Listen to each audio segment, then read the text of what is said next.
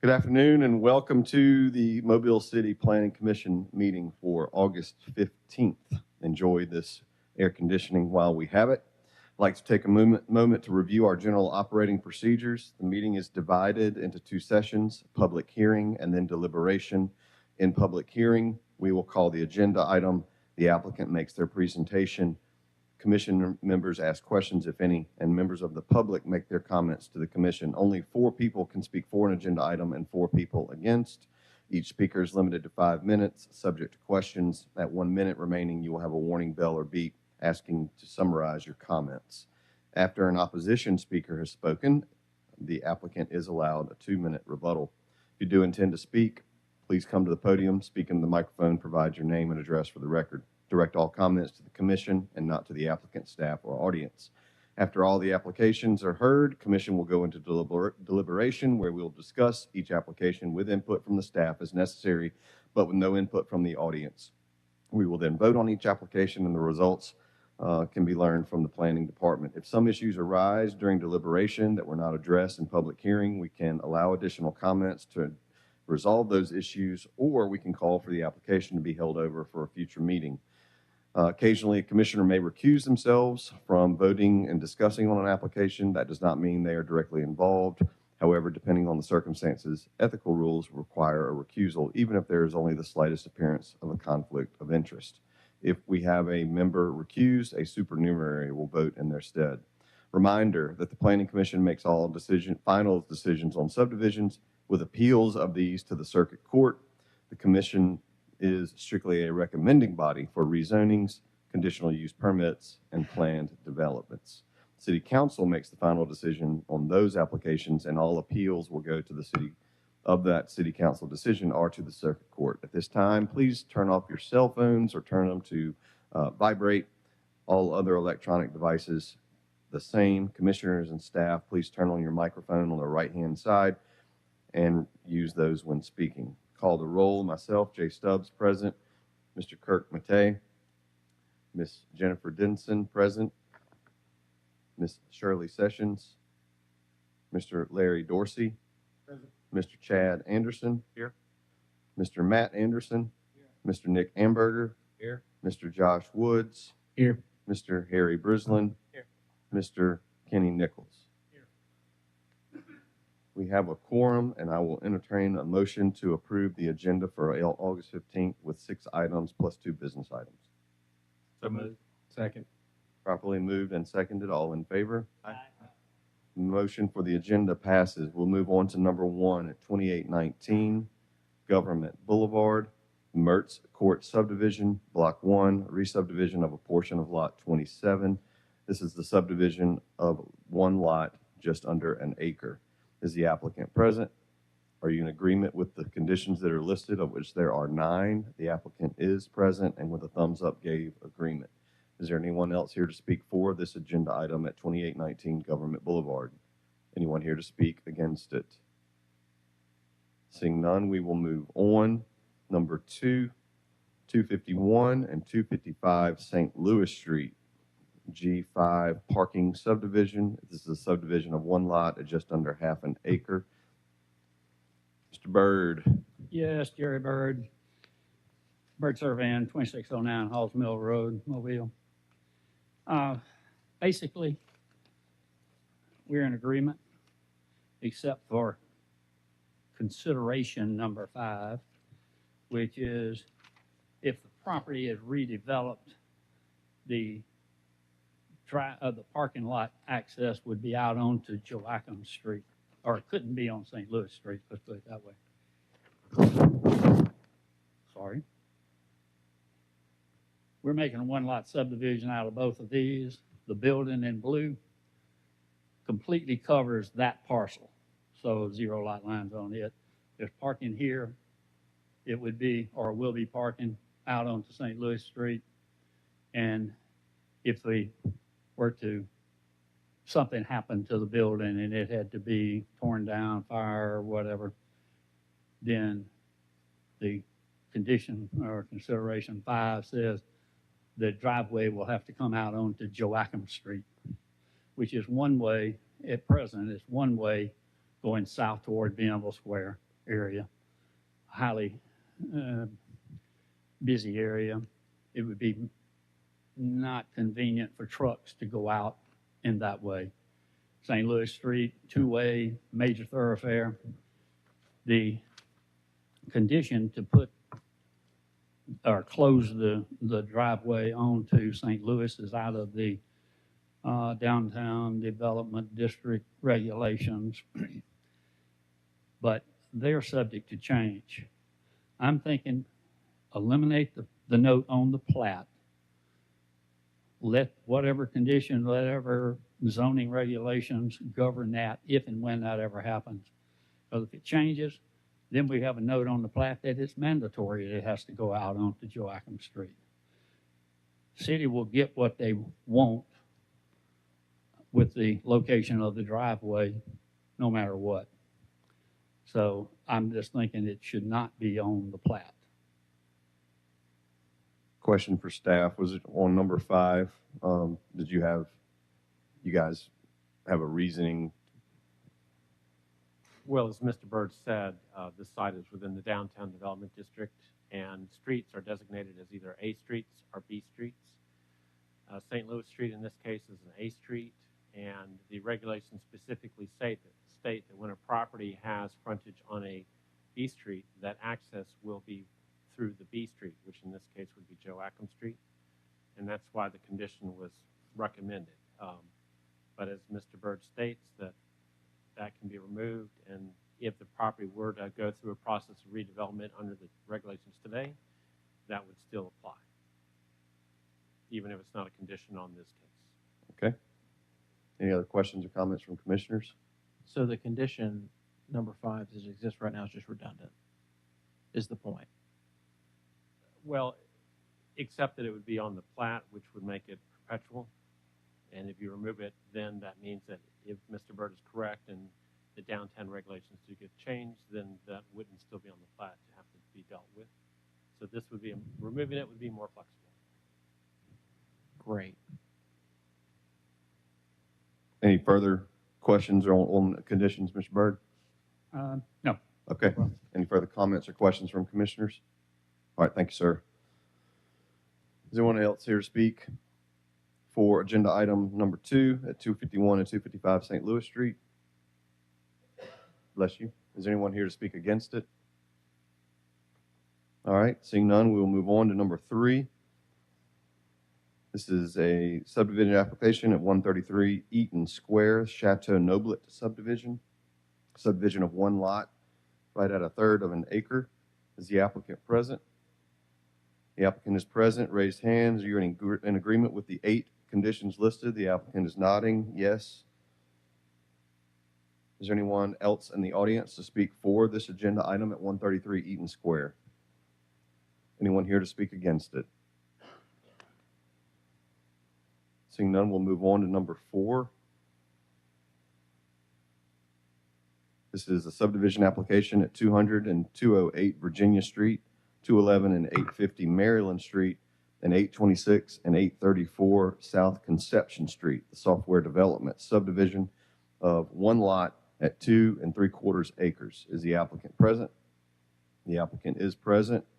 Are you in agreement with the 7 listed conditions? The applicant is agreement, nodding of head. I'll ask if there's anyone else in the audience to speak for this agenda item. Anyone here to speak against it? Seeing none, we will move on.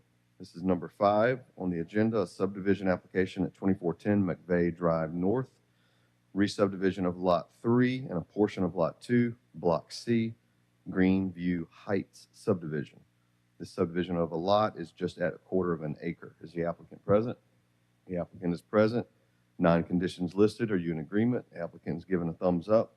Is there anyone else here to speak for this agenda item at McVeigh Drive North? Anyone here to speak against it? Seeing none, we will move on. This is number 6 on the agenda item, or agenda 3170 Dolphin Street, the Dolphin Plaza subdivision, a re-subdivision of Lot 1, subdivision of 2 lots encompassing 12.5 acres. Is the applicant present? The applicant is present with a raising of the hand. Are you in agreement with the 7 conditions listed? The applicant's given a thumbs up. Is there anyone else here to speak for this agenda item at 3170 Dolphin Street? Anyone here to speak against it? All right, seeing none, we will now close the public hearing session and go on to voting. Back on your agenda, number 1, 2819 Government Boulevard. Applicant is present and in agreement with the 9 conditions listed. Move to Entertain- approve subject to staff recommendations. Properly moved and seconded. All in favor? Aye. The motion passes. Number 2, 251 and 255 St. Louis Street. The applicant is present and in agreement with conditions, and we have notations for number 5. I'll entertain a motion. Move to approve subject to staff recommendations, omitting condition number 5. Second. Properly moved and seconded. Any discussion? All in favor? Aye. Any opposed? The motion passes. Number 3, 133 Eaton Square, subdivision of a lot at 1/3 of an acre. Applicant is present and in agreement with the 8 listed conditions.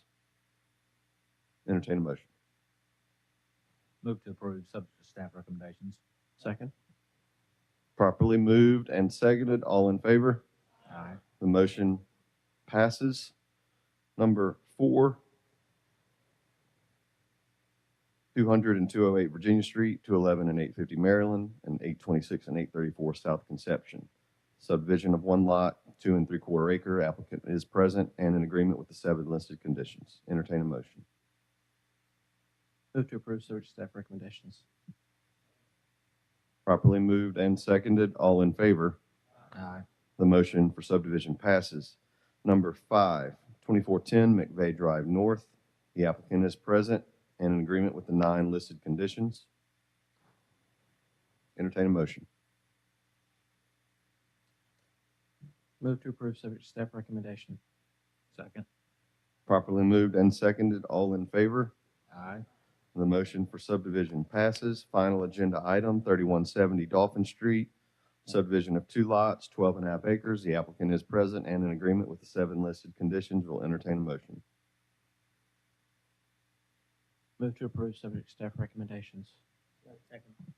Properly moved and seconded. All in favor? Aye. The motion for subdivision passes. That concludes the agenda item for August 15th. We will now move on to other business. We have 2 items here. The first of which is the review of the minutes from the following planning commissions: May 6, 2021, May 20th, 2021, June 3rd, 2021, June 17, 2021, and July 15, 2021. These minutes were received by all commissioners by form of email.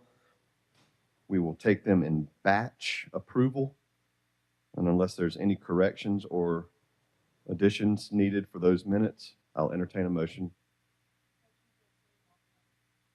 Second. Properly moved and seconded. All in favor? Aye. The motion for approval passes. We will sign those minutes up here at the conclusion of this meeting. Doug, you had a smile.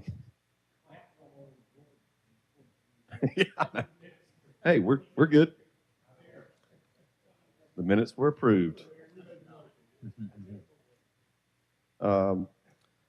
Second item on the other business is the public hearing for the amendment to the map of Mobile, including the future land use map and major street plan. I'll turn this back over to staff for their comments and presentation. Okay. On your iPads, you should have a copy of this presentation so that you don't have to turn around and look at the screen if you do not wish to do so. It may be labeled as 00-M4M. City staff has been working for several years to update the major street plan since its adoption in 2017, as well as to make some modifications to the future land use map. We've received feedback from the community regarding some of the original designations back in 2017 on the future land use map, and we have tried to accommodate most of those requested changes for specific properties throughout the city. So what we're going to do is just give you a brief overview of the document and what has changed since the original adoption in 2015 for the map for Mobile, and then the future land use map and major street plan in 2017. So as stated, the map for Mobile was adopted in 2015 after a several-year process of public outreach and input, visioning. It created a vision for the city. It established a framework for future planning efforts by staff, and it also established an action plan that has many goals, policies, and objectives that are being implemented throughout various parts of the city by multiple departments within the city. The map for Mobile is the high-level 60,000-foot view of the entire city, and it creates the comp plan for the city, establishing long-term policies to be used by both the Planning Commission and other entities within the city when they make decisions. That leads down to more specific plans, such as neighborhood plans, such as the Tolmanville plan that the Commission approved last year, the action plan, which was also approved via an update last year in 2023, and then specific projects, such as the Broad Street improvement that is ongoing. This slide explains itself, but listening to people, these are photographs from our major outreach that occurred probably back in 2013 or 2014 when we did the initial project kickoff for the map for Mobile. We had hundreds of participants, both out at the grounds and then also at a church, involved in trying to help us determine the future for the city. And public input's very important, establishing what the priorities are that the Planning Commission and the city overall needs to focus on and promote.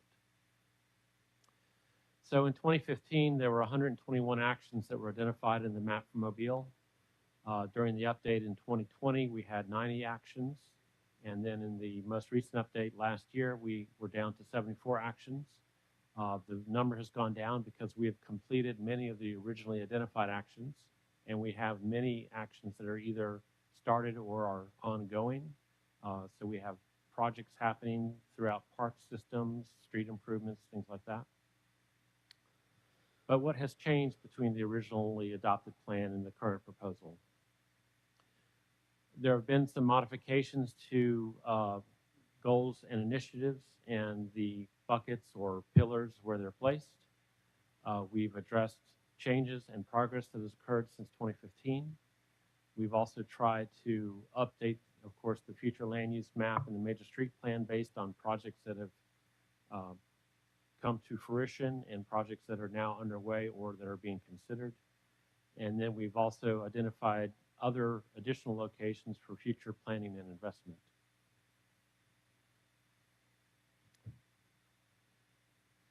So one of the things that we did was to reorganize the goals and policies into what are called pillars, because these were also used in some other plans that the city has been working on, including the resiliency plan. We've also added more policies relating again to resiliency, housing, and regional connectivity. And this is the time frame showing how far we've come since 2015 all the way up to today. So we're still, all of us are still in a learning period for the UDC or the new zoning ordinance, but we are moving forward with it. And I think the development community is learning to adapt to a lot of the recommendations that are different than the old zoning ordinance. Again, as mentioned, we have made some changes to the future land use map. Two of the biggest changes were to reduce the amount of property along the waterfront, specifically the Mobile River on the west side that has been designated as heavy industrial. That's from future land use map. So now it's been recategorized or is proposed to be water dependent. So that removes many heavy industrial uses such as above ground oil storage tanks and recommends that the property along the river be really focused on uses that need river access, such as ship repair, shipbuilding, docks, things like that. The other major change was that in the 2015 or the 2017 future land use map, we had several areas noted as parks and open space, that were privately owned, not city or county owned. We received a lot of feedback on that. So we have adjusted that designation to only apply to city or county owned parks or open space areas, and therefore have removed all the privately owned property out of that category.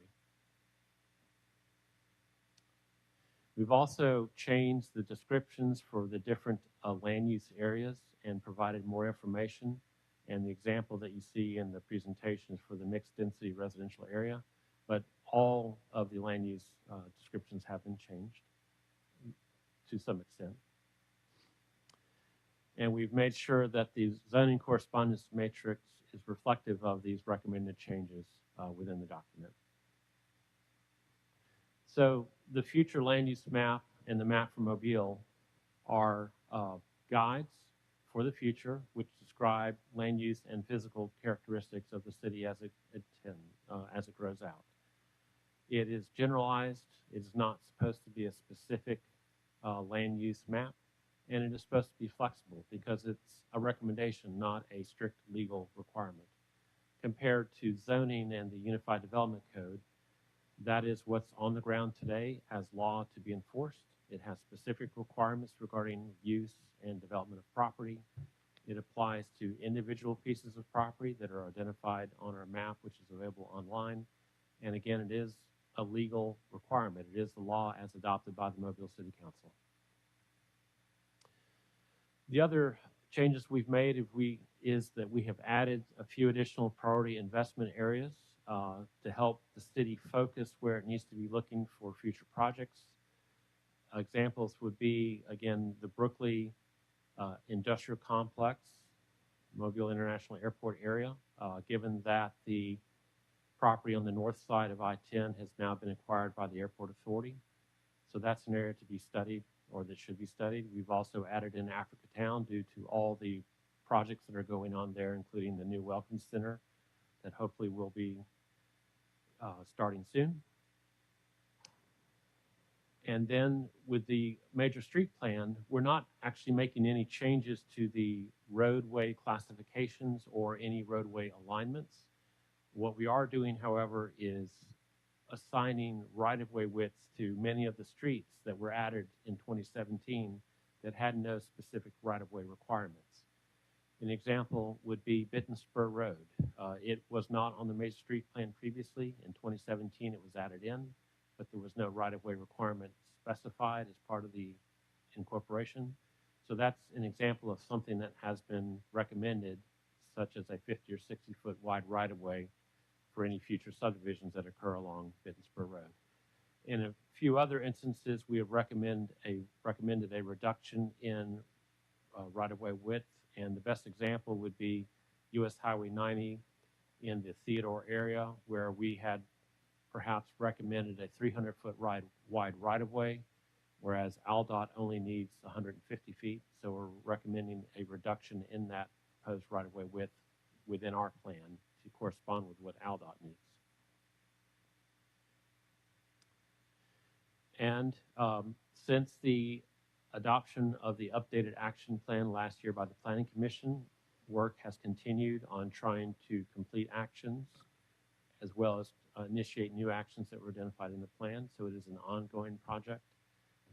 Many of these are done by other city departments. Some do involve external entities. So the next step is for the Planning Commission, after any comments from the public hearing, to, if you wish to adopt the map for Mobile update, and then staff will continue with the implementation of the plan. Any questions? Questions from commissioners? Does the map for Mobile still qualifies as our city plan, like our legally is our city plan? Don't we?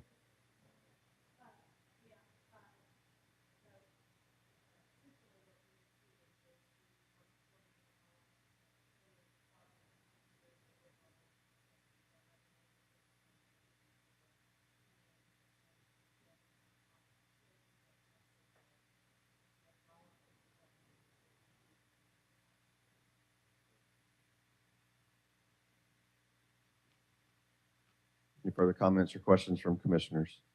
I would Question. move that, oh, go ahead. Go ahead. I was just going to ask, with regards to the Appendix B with the proposed right-of-ways for 2024, it says the PC adopted right-of-way, it just says X ROW. I assume that means existing right-of-way. And so the update means you're establishing a right-of-way being 50 feet, 40 feet, or whatever, right? That's correct. That's in blue. There's Yeah. a couple that are in green. What's the green? Well, the green shows that there should have been an adopted width in 2017, and that's showing that we're recommending a change. Got it. So that's where like Nevius Road going from 300 feet down to 100. Yes, That's in relation to, we found that we don't need as wide as the state. that's correct. Yeah, thank you. Mr. Chairman, I would move that we adopt. Well, thank you for the motion. Before we get to a potential second, I'll ask if there were any comments made for this. We did receive one comment, but it was regarding the intersection of Interstate 65 and Highway 158 in Saraland, which is outside of the jurisdiction of our plan. They were asking that additional lanes be added to facilitate the merging of traffic that's southbound on I-65. Do we pass that on to the appropriate? We can Planning provide body? that to AlDOT, yes. All right, we have a motion, not yet seconded, to approve the resolution for the update for the map of Mobile. Second? Properly moved and seconded. Any discussion? All in favor of the resolution? Aye. Any opposed? The motion for the resolution passes. I'll do a quick reading of this. Whereas the Mobile City Planning Commission adopted the map for Mobile Framework for Growth, a new comprehensive plan for the city of Mobile by resolution dated November 5, 2015, and subsequently a major street plan map adopted as components for the map of Mobile by the commission and resolution dated May 18, 2017, and then a future land use plan map, major street plan, and street plan map components were proposed. And we reviewed and proposed updates to the map for Mobile, future land use plan, map, major street plan, and the components, and conducted a public hearing on the proposed updates. Now, therefore, be it resolved that the Mobile City Planning Commission does hereby adopt the proposed updates to the map for Mobile and the future land use plan, use map, street plan, and major street plan map components as presented today, August 15th, 2024. We will sign this and submit it back to staff. Any further items from anyone? I'd like to thank everybody for sticking around today in the audience, and It's your kind of public hearing. my kind of public hearing.